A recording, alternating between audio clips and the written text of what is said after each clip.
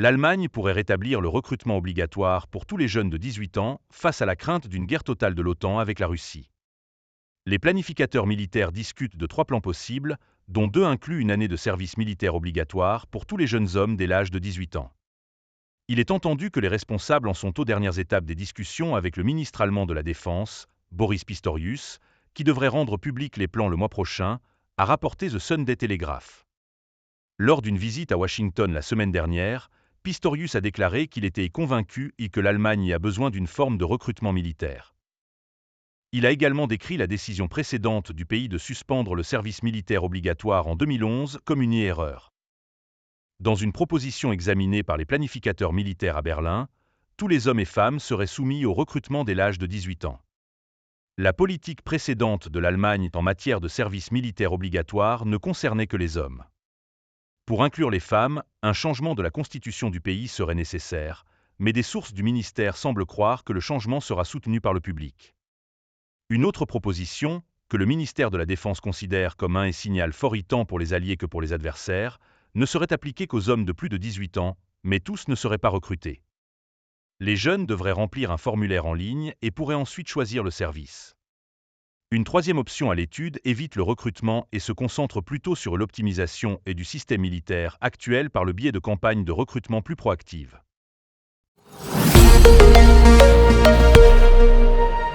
Vladimir Poutine a proposé une réorganisation qui verrait le remplacement de l'ancien ministre de la Défense, Sergueï Shoigu, par Andreï Belousov.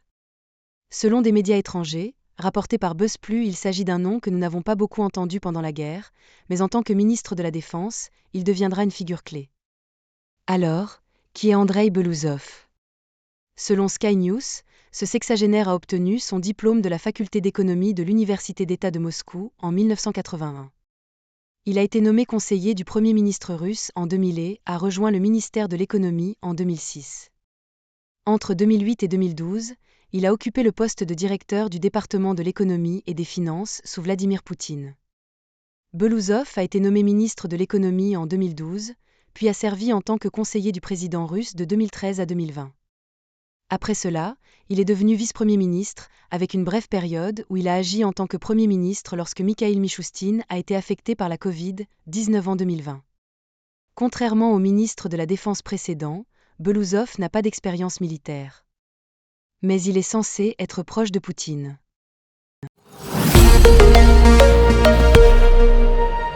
Une attaque à la roquette a été menée dans la ville frontalière russe de Belgorod, où 5 personnes ont été tuées, retirées des décombres. Les roquettes ont détruit le bâtiment, tandis que les équipes de recherche et de sauvetage poursuivent les efforts pour retrouver d'autres personnes qui pourraient être sous les décombres. Les responsables ont déclaré que les opérations de sauvetage devaient être interrompues à plusieurs reprises en raison des alertes aux attaques aériennes. Une vidéo publiée par le ministère russe des situations d'urgence a montré des pompiers et des sauveteurs travaillant sur un grand tas de débris. Le ministère des situations d'urgence a averti que le nombre de victimes pourrait augmenter, car une partie du toit du bâtiment s'est effondrée au moment où les secouristes recherchaient des survivants. Belgorod est régulièrement la cible d'attaques de drones et de missiles ukrainiens. Kiev dit le faire pour contrer les bombardements quotidiens par les forces russes sur les villes ukrainiennes depuis le début de l'offensive militaire de février 2022.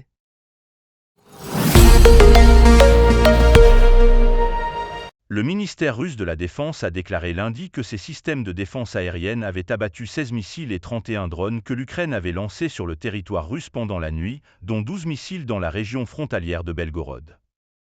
5 maisons ont été endommagées à Belgorod, mais selon des informations préliminaires, il n'y a pas eu de blessés, a écrit le gouverneur Vyacheslav Gladkov dans l'application de messagerie Telegram. Dimanche, 15 personnes ont été tuées à Belgorod lorsqu'une partie d'un immeuble d'appartements s'est effondrée après avoir été frappée par des éclats d'un missile soviétique, lancé par l'Ukraine et abattu par les forces russes, a déclaré Moscou. Le ministère russe de la Défense a déclaré lundi que 12 des missiles avaient été lancés par un système ukrainien Vilka. Le ministère a également déclaré que 4 missiles britanniques Storm Shadow et 7 drones avaient été abattus au-dessus de la Crimée, 8 drones avaient été détruits dans la région de Koursk et 4 dans la région de Lipetsk.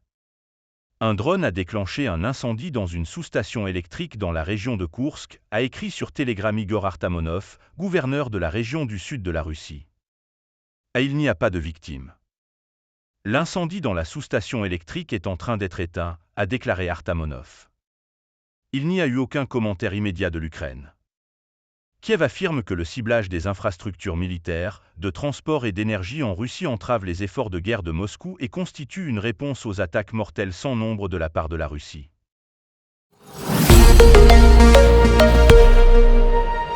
Israël ne nous a donné aucun plan crédible pour protéger plus d'1 million de civils palestiniens réfugiés à Rafah, ni aucun plan sur ce qui est censé se passer lorsque la guerre de 7 mois prendra fin, a déclaré le secrétaire d'État américain, Anthony Blinken. Les commentaires du chef de la diplomatie américaine interviennent alors que les forces israéliennes ont avancé plus profondément dans la ville du sud de Gaza, où des centaines de milliers de Palestiniens ont été déplacés il y a des mois, sur ordre de l'armée israélienne pour les protéger contre les attaques des militants du Hamas dans le nord de Gaza. Maintenant, ils ont reçu l'ordre de se déplacer à nouveau, cette fois vers le nord-ouest, vers une zone le long de la côte méditerranéenne de Gaza. Nous n'avons pas vu de plan pour ce qui se passera un jour après la fin de la guerre à Gaza. Mais même si Israël intervient et entreprend des actions sévères à Rafah, il reste que des milliers de militants du Hamas, armés, resteront là-bas. Blinken a ajouté que Washington a vu dans les zones que Israël a nettoyées au nord, même à Khan Younis, un retour des militants du Hamas.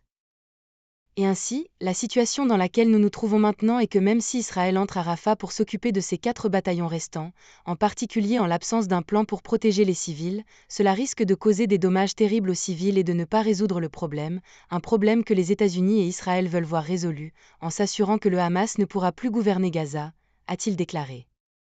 Dimanche, l'État hébreu a envoyé des chars dans le camp de réfugiés de Jabalia, situé dans la partie nord de la bande de Gaza, après une nuit de bombardements intensifs par air et par terre, ayant causé 19 morts et des dizaines de blessés.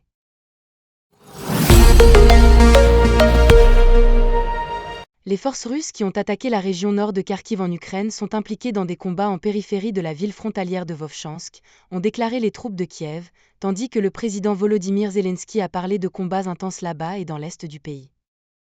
Les troupes de Moscou sont entrées dans la région de Kharkiv vendredi, ouvrant un front nord dans la guerre de 27 mois qui se déroule depuis longtemps dans le sud et l'est. Kharkiv, la deuxième plus grande ville d'Ukraine, est située à 30 km de la frontière russe. Des soldats rentrant d'une mission de combat dans la zone ont déclaré que les combats avaient atteint les limites de Vovchansk, une ville située à environ 4 km de la frontière et à 45 km de la ville de Kharkiv. La ville est la nôtre. Les Russes poussent aux limites, mais nous résistons. Et nous nous battrons jusqu'au bout pour chaque mètre de terre, a déclaré un soldat ukrainien. Nos gars étaient encerclés. Nous les avons aidés. Ils sont sortis et ont établi une ligne de défense le long de la route, infligeant des pertes considérables à l'ennemi, a-t-il ajouté. Dans un rapport après minuit, le quartier général de l'Ukraine a déclaré que les forces russes avaient remporté un succès tactique avec 14 des 22 tentatives d'avancement dans la région qui se poursuivent toujours. Les combats étaient intenses autour de Vovchansk, a déclaré le quartier général ukrainien, avec les forces russes concentrant de nombreuses ressources dans l'attaque. Cependant, l'armée de Kiev a déclaré que les troupes russes ne tenaient pas du tout compte de leurs pertes, avec au moins 100 morts lors des derniers combats. L'armée russe affirme avoir pris le contrôle d'au moins 9 villages frontaliers dans la région de Kharkiv. Kiev, en revanche, affirme repousser les attaques et se battre pour contrôler les localités. Certains médias russes ont rapporté que les troupes de Moscou étaient déjà entrées à Vovchansk d'où environ 6000 habitants avaient été évacués plus tôt. En 2022, juste après le début de l'invasion de l'Ukraine, les forces russes ont atteint la périphérie de la ville de Kharkiv avant d'être repoussées par la défense de Kiev.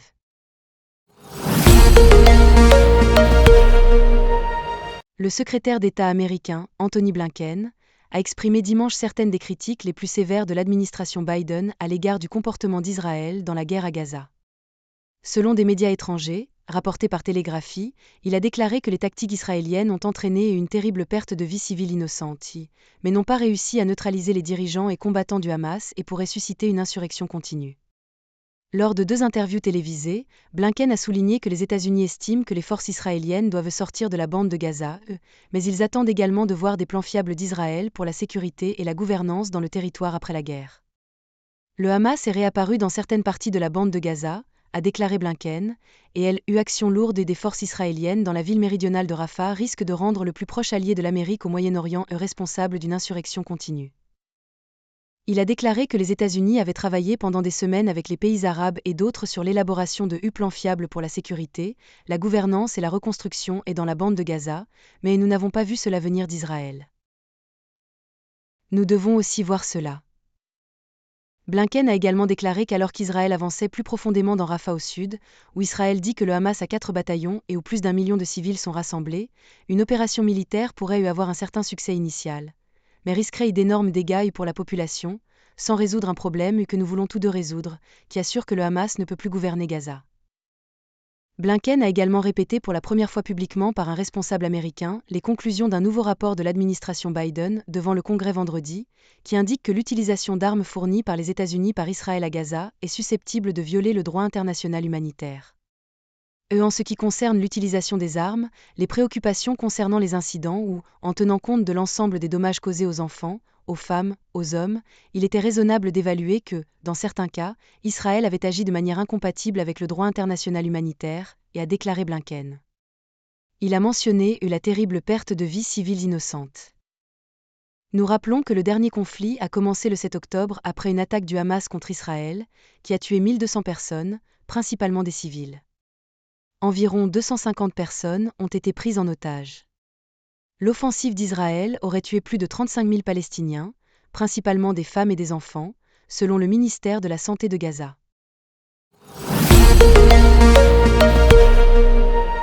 Richard Ulrich Sleman, 62 ans, a subi la transplantation rénale d'un porc à Boston il y a 2 mois. La première personne à avoir subi une greffe de rein de porc est décédée près de 2 mois après l'intervention. Richard Ulrich Sleman, 62 ans, a subi la transplantation rénale de 4 heures dans un hôpital de Boston en mars. C'était la première fois qu'un rein de porc génétiquement modifié était transplanté chez un patient vivant. Les chirurgiens ont déclaré qu'ils pensaient que l'organe durerait au moins 2 ans. La famille de Sleman a annoncé son décès hier, remerciant les médecins ayant réalisé la chirurgie mondiale pour leurs efforts énormes. Ils ont déclaré que la transplantation animale humaine, appelée xénotransplantation, leur avait donné cette semaine de plus avec Rick, et nos souvenirs créés pendant ce temps resteront dans nos esprits et nos cœurs.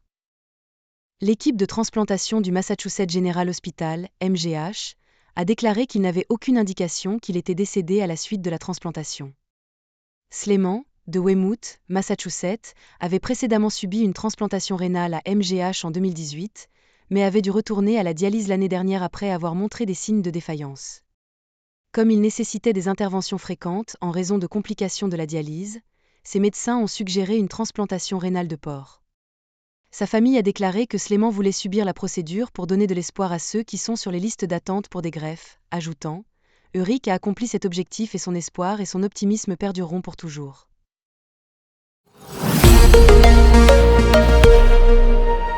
La Russie a perdu 1740 soldats en une seule journée, marquant le nombre le plus élevé de pertes russes quotidiennes depuis le début de la guerre il y a plus de 2 ans, a déclaré l'armée ukrainienne lundi.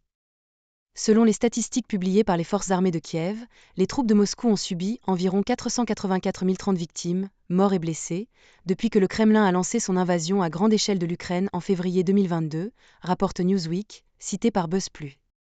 Dans une mise à jour publiée sur les médias sociaux, l'armée ukrainienne a également déclaré que les forces russes avaient perdu plus de 30 chars et 42 véhicules blindés au cours des dernières 24 heures.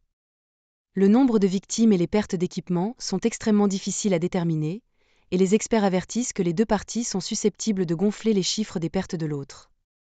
Mais les chiffres offrent quelques indicateurs de l'ampleur de l'impact de la guerre, alors que nous entrons dans sa 3e année et que la Russie lance une nouvelle offensive dans le nord de l'Ukraine. Le ministère de la Défense du Royaume-Uni a estimé plus tôt ce mois-ci que le nombre total de victimes russes pourrait dépasser 465 000. Pendant ce temps, le ministre français des Affaires étrangères, Stéphane Séjourné, a déclaré au Noveia Gazeta Europe basé en Lettonie lors d'une interview publiée le 3 mai que Paris estimait le nombre total de victimes russes à environ 500 000, avec environ 150 000 combattants tués. Alors que le service russe de la BBC et le média russe indépendant Mediazona ont rapporté à la mi-avril qu'au moins 50 000 soldats russes étaient confirmés morts. Moscou n'a pas commenté ces pertes depuis septembre 2022, lorsque le ministre de la Défense, Sergueï Shoigu, a déclaré que près de 6 000 soldats russes avaient été tués. L'Ukraine a également subi de lourdes pertes et fournit rarement des mises à jour sur leur nombre. Fin février, le président ukrainien Volodymyr Zelensky a déclaré que 31 000 soldats ukrainiens avaient été tués au cours des 2 années de guerre. La Russie a déclaré que le nombre de morts en Ukraine est beaucoup plus élevé, affirmant que Kiev a perdu 215 000 soldats rien qu'en 2023.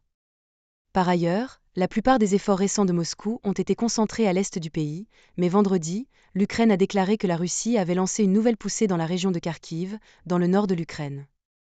Kiev a déclaré qu'elle envoyait plus de capacités dans la région frontalière. Les responsables ukrainiens ont déclaré que les bombardements russes se concentraient sur la ville frontalière de Vovchansk et que près de 6000 habitants de la région de Kharkiv avaient été évacués. La frontière nord de la région de Kharkiv est la zone la plus difficile des combats, a déclaré dimanche le gouverneur régional Oleh Syniubov.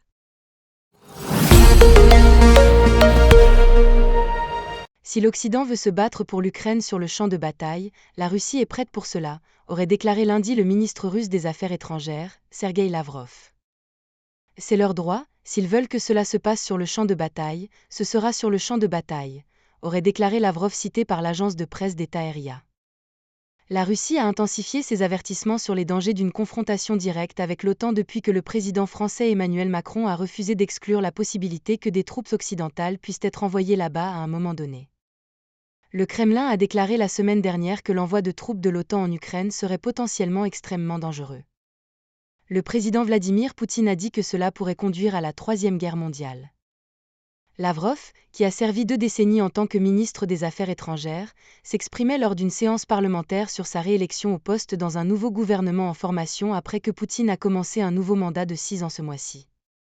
RIA l'a également cité en disant que les pourparlers de paix sur l'Ukraine prévus en Suisse le mois prochain sans la participation de la Russie constituaient un ultimatum à Moscou.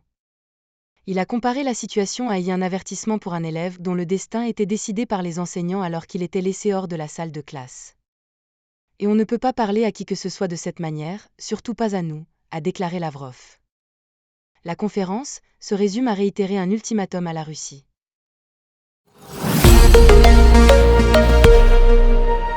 Si l'Occident veut se battre pour l'Ukraine sur le champ de bataille, la Russie est prête pour cela, a déclaré le ministre russe des Affaires étrangères par intérim, Sergueï Lavrov, cité par l'agence de presse d'État RIA, lundi. C'est leur droit, s'ils veulent que cela se passe sur le champ de bataille, ce sera sur le champ de bataille, a déclaré Lavrov selon RIA. La Russie a intensifié ses avertissements sur les dangers d'une confrontation directe avec l'OTAN depuis que le président français Emmanuel Macron a refusé d'exclure la possibilité que des troupes occidentales puissent être envoyées là-bas à un moment donné. Le Kremlin a déclaré la semaine dernière que l'envoi de troupes de l'OTAN en Ukraine serait potentiellement extrêmement dangereux. Le président Vladimir Poutine a déclaré que cela pourrait conduire à la Troisième Guerre mondiale. Lavrov, qui a servi 2 décennies en tant que ministre des Affaires étrangères, s'exprimait lors d'une audition parlementaire sur sa reconduction au poste dans un nouveau gouvernement en cours de formation après que Poutine a commencé un nouveau mandat de 6 ans ce mois-ci. RIA l'a également cité en disant que les pourparlers de paix sur l'Ukraine prévus en Suisse le mois prochain sans la participation de la Russie constituaient un ultimatum à Moscou. Il a comparé la situation à un avertissement pour un écolier dont le destin était décidé par les enseignants alors qu'il était hors de la pièce, a rapporté l'agence. On ne peut pas parler à qui que ce soit de cette manière, surtout pas à nous, a déclaré Lavrov. La conférence se résume à réitérer un ultimatum à la Russie.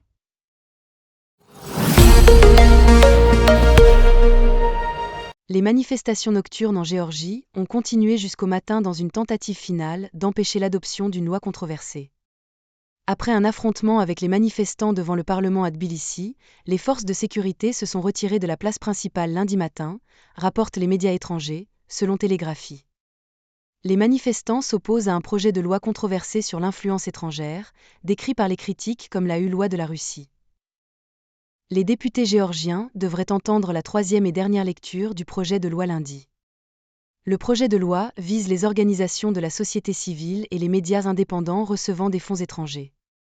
Les manifestants craignent que la loi ne soit utilisée par le gouvernement pour réprimer la dissidence et nuire aux espoirs de la Géorgie de rejoindre l'Union européenne.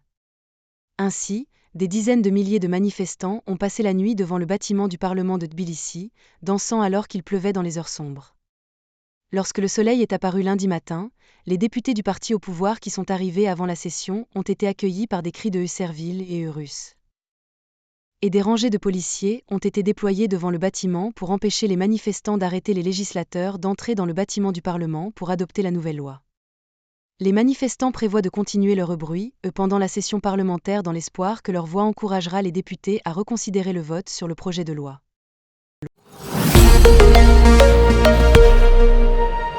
Après l'approbation d'un nouveau paquet d'aide américain de 60 milliards de dollars, l'Ukraine mène des combats difficiles à ses frontières pour repousser les attaques russes dans la région de Kharkiv. Les troupes russes ont franchi la frontière vendredi dans la région de Kharkiv, risquant ainsi d'ouvrir un nouveau front dans la guerre en cours depuis 27 mois dans le sud et l'est du pays. L'armée russe a déclaré avoir pris le contrôle d'au moins 9 villages. Kiev affirme avoir repoussé les attaques et tente de reprendre le contrôle de ces zones. Le leader militaire ukrainien, Oleksandr Syrsky, a déclaré dimanche que les forces ukrainiennes faisaient tout leur possible pour maintenir la ligne de front. Les unités des forces de défense sont engagées dans des combats acharnés pour contrecarrer les efforts des envahisseurs russes pour percer la ligne de défense et les ont arrêtés, a écrit M. Syrsky sur le réseau Telegram.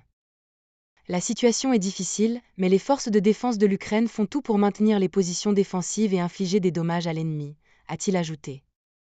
L'Ukraine a intensifié ses efforts de défense depuis plusieurs mois après que les livraisons de munitions américaines ont été ralenties. Les forces russes bénéficient d'un avantage significatif en termes de recrues et de munitions. Le porte-parole militaire Nazar Voloshin a déclaré à la télévision ukrainienne que l'offensive principale des Russes visait les villes de Vovchansk et Liptsi, à environ 20 km de Kharkiv, la deuxième plus grande ville d'Ukraine. En 2022, peu de temps après le début de l'attaque frontale, les troupes russes ont avancé jusqu'à la banlieue de Kharkiv, mais se sont retirées de l'autre côté de la frontière. Cependant, l'Ukraine a également mené des contre-attaques de l'autre côté de la frontière. Au moins 7 personnes ont été tuées et 17 autres blessées lorsqu'un bloc d'appartements entier a été frappé et détruit par un missile de l'époque soviétique tiré par l'Ukraine. La Russie prétend avoir abattu le missile. Lors d'une des attaques les plus sanglantes dans la région de Belgorod, l'Ukraine a lancé ce que les responsables russes ont qualifié de massives attaques de missiles balistiques avec des missiles Tochka et des systèmes de missiles multiples Adler RM-70 Vampire. Des images du lieu de l'incident montrent des parties d'un immeuble d'au moins 10 étages détruits, ainsi que des personnes fuyant pour échapper au danger. Le ministère russe de la Défense a déclaré que lors de l'attaque, qualifiée des attaques terroristes contre des zones habitées, au moins 12 missiles avaient été utilisés. Tant l'Ukraine que la Russie affirment qu'ils n'ont pas l'intention d'attaquer des civils, bien que de nombreux civils aient été tués dans la guerre des deux côtés. Jusqu'à présent, il n'y a eu aucun commentaire de l'Ukraine sur l'attaque.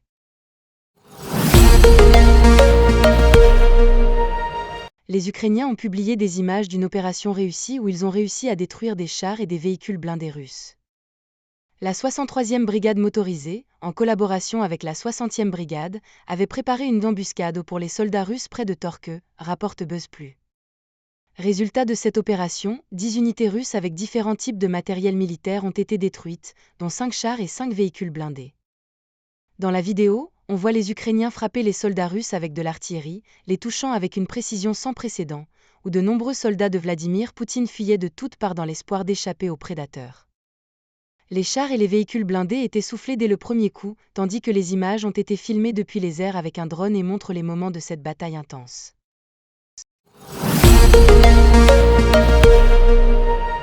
Le président russe Vladimir Poutine a limogé son ancien allié, Sergueï Shoïgu, de son poste de ministre de la Défense. Le sexagénaire occupait ce poste depuis 2012 et il est maintenant prévu qu'il soit nommé secrétaire du Conseil russe de sécurité. Il est remplacé par l'ancien vice-premier ministre, Andreï Belouzov, 65 ans, un homme politique peu connu spécialisé dans les questions économiques. Le Kremlin a justifié ce mouvement en affirmant que le ministère de la Défense devait rester innovant. Shoïgu, quant à lui, prend la place d'un autre fidèle de Poutine, Nikolaï Patrushev, dont l'avenir reste inconnu. Ce dernier dirige le Conseil de sécurité de Russie, qui conseille le président sur les questions de sécurité nationale. Le Kremlin a déclaré que dans le cadre de ses fonctions au sein du Conseil de sécurité, Shoïgu conseillera également sur les questions militaro-industrielles. Le secrétaire britannique à la Défense, Grant Shapps, a déclaré que le prochain chef de la défense russe serait une autre marionnette de Poutine. Et Sergueï Shoïgu a été le témoin de plus de 355 000 victimes parmi ses soldats et des souffrances massives lors de la campagne illégale en Ukraine, a-t-il écrit dans X. La Russie a besoin d'un ministre de la Défense pour mettre fin à cet héritage catastrophique et mettre fin à l'occupation, mais ce qu'elle aura, c'est une autre marionnette de Poutine, a ajouté Shapps. Un avis similaire est donné par l'analyste russe et professeur d'économie à l'Université de Chicago, Constantin Sonin, selon lequel les changements reflètent la façon de penser du Kremlin. Les choses ne se déroulent pas comme prévu pour Poutine, mais il continuera à tourner indéfiniment le même petit groupe de ses fidèles, explique l'expert. Mais en substance, l'action de Poutine peut ne pas nécessairement être un déclassement pour Shoigu, qui se voit confier des compétences supplémentaires avec son nouveau poste. Le président russe Vladimir Poutine envisage de remplacer son allié de longue date, Sergueï Shoigu, en tant que ministre de la Défense, a annoncé le Kremlin. Âgé de 68 ans, Shoigu occupe ce poste depuis 2012 et sera nommé à la tête du Conseil de sécurité de la Russie.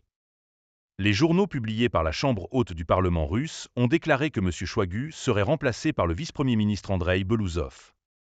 Shoigu a joué un rôle clé dans la guerre de la Russie avec l'Ukraine. Les documents du gouvernement russe montrent que Poutine veut que Shoigu prenne ses fonctions à Nikolaï Patrushev au Conseil de sécurité. En tant que ministre de la Défense, M. Shoigu s'est retrouvé dans un différend public avec le chef des mercenaires Wagner, Yevgeny Prigozhin, en 2023, concernant le comportement de la Russie dans la guerre en Ukraine. Prigozhin, qui a dirigé une rébellion éphémère contre Moscou, a accusé Shoigu d'être un vieux clown et dans des messages audio devenus viraux. Le chef des mercenaires est mort dans un accident d'avion en volant de Saint-Pétersbourg à Moscou en août 2023. Le Kremlin a nié toute implication. Le remplacement proposé de Belouzov, un économiste avec peu d'expérience militaire, est une surprise pour beaucoup. Mais le porte-parole du Kremlin, Dmitri Peskov, a déclaré que la nomination proposée d'un civil montre que le rôle de ministre de la Défense nécessite de la nouveauté. Poutine a prêté serment pour son 5e mandat mardi, après avoir remporté les dernières élections en Russie avec 87% des voix et sans véritable opposant crédible. Il dirige la Russie depuis mai 2000. Parmi les membres du cabinet qui conserveront leur poste figure le vétéran ministre des Affaires étrangères, Sergueï Lavrov. Le président russe Vladimir Poutine remplace son ministre de la Défense et proche allié, Sergueï Shoigu, par un économiste, dans le cadre d'une importante réorganisation de la direction militaire, plus de 2 ans après une guerre acharnée de Moscou contre l'Ukraine qui a augmenté les dépenses de défense. Andrei Belouzov, un civil qui a servi en tant qu'ancien premier vice-premier ministre et spécialisé en économie, a été nommé au poste élevé de la défense, a déclaré dimanche le porte-parole du Kremlin, Dmitri Peskov. Shoigu a été démis de ses fonctions par décret présidentiel, mais il restera un membre influent de l'administration de Poutine en tant que secrétaire du Conseil de sécurité de la Russie, remplaçant Nikolaï Patrushev. Shoigu deviendra également vice-président de la commission militaro-industrielle de la Russie, a déclaré Peskov, alors que Poutine entame son 5e mandat de président. Selon la Constitution, Poutine devait nommer un nouveau gouvernement après avoir pris son 5e mandat présidentiel. Techniquement, l'approbation de ces changements relève de la Douma, mais c'est un formalisme pur présenté après la modification de la Constitution de 2020 pour donner une apparence de légitimité à la Chambre basse du Parlement russe. Vendredi, Poutine a réitéré le Premier ministre Mikhaïl Mishustin. Et on s'attendait également à ce qu'il conserve son équipe gouvernementale, presque inchangée pour envoyer un message de stabilité supplémentaire. La seule incertitude concernait le sort de Shoigu, alors que son adjoint Timur Ivanov a été arrêté pour corruption le 23 avril. Par conséquent, son renvoi après 12 ans en tant que ministre de la Défense n'était pas une surprise. Mais son transfert au Conseil de sécurité montre qu'il ne s'agit pas d'une sanction. Le Conseil de sécurité est hiérarchiquement supérieur au ministère de la Défense. La surprise a été la nomination de Belouzov, né en 1959, un économiste comme son père. C'est lui, avec la gouverneure de la Banque de Russie, Elvira Nabiullina, qui a étudié les contre-mesures aux sanctions occidentales. C'est un signe que Poutine voulait un technocrate fiable, qui d'une part ne s'opposerait pas aux décisions du commandant en chef des forces armées, c'est-à-dire lui-même, et d'autre part, nettoierait la défense de la corruption.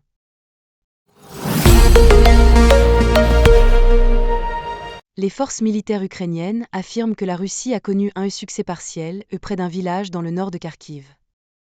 Mais les soldats ukrainiens ont arrêté les forces russes d'avancer davantage près de Lukiantsy, a déclaré l'état-major général.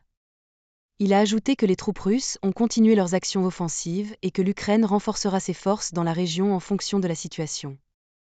La Russie a lancé une incursion depuis la région de Belgorod en Russie, à travers la frontière dans le nord de Kharkiv vendredi. Des analystes ont averti que cela pourrait étirer les forces ukrainiennes entre deux fronts, créant des opportunités sur le principal front que la Russie pourrait exploiter.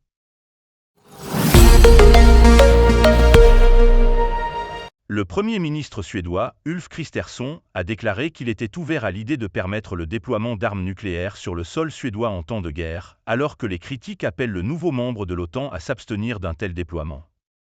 Le Parlement suédois devrait voter en juin sur l'accord de coopération en matière de défense avec les États-Unis, qui permettrait à Washington d'accéder aux bases militaires en Suède et autoriserait le stockage d'équipements militaires et d'armes dans le pays scandinave. La Suède a rejoint l'alliance militaire occidentale de l'OTAN en mars de cette année. Ces dernières semaines, les appels se sont multipliés de la part d'associations suédoises pour la paix, entre autres, demandant au gouvernement d'inclure dans l'accord de coopération en matière de défense avec les États-Unis une clause interdisant le déploiement d'armes nucléaires sur le sol suédois. Le gouvernement suédois a constamment soutenu qu'il n'était pas nécessaire d'écrire cette clause, se référant au large consensus en Suède concernant les armes nucléaires, ainsi qu'à la décision du Parlement d'interdire les armes nucléaires en Suède même en temps de paix. Cependant, Kristersson a déclaré lundi que lorsque l'on parle de temps de guerre, tout change. La guerre est une toute autre affaire, tout dépendrait complètement de ce qui se passerait, a-t-il déclaré à la radio publique suédoise. Dans le pire des cas, les États démocratiques dans notre partie du monde doivent être en mesure de se défendre contre les États qui nous menacent avec des armes nucléaires. Il a insisté sur le fait que toute décision concernant le déploiement d'armes nucléaires en Suède serait prise par la Suède elle-même, et non par les États-Unis. La Suède décide pour le territoire suédois, a-t-il déclaré. Cependant, Kristersson a souligné que le but de notre adhésion à l'OTAN et de notre défense est de nous assurer de ne pas avoir une telle situation. Si l'Ukraine était membre de l'OTAN, elle ne serait pas attaquée par la Russie, a-t-il déclaré. Le Parti social-démocrate suédois, qui était au pouvoir lorsque la Suède a demandé à adhérer à l'OTAN en mai 2022, avait alors déclaré qu'il travaillerait pour exprimer ses réserves quant au déploiement d'armes nucléaires et à l'ouverture de bases permanentes sur le territoire suédois. Les pays nordiques voisins, le Danemark et la Norvège, tous deux membres de l'OTAN, ont refusé de permettre à des États étrangers d'avoir des bases militaires permanentes sur leur territoire ou de déployer des armes nucléaires en temps de paix.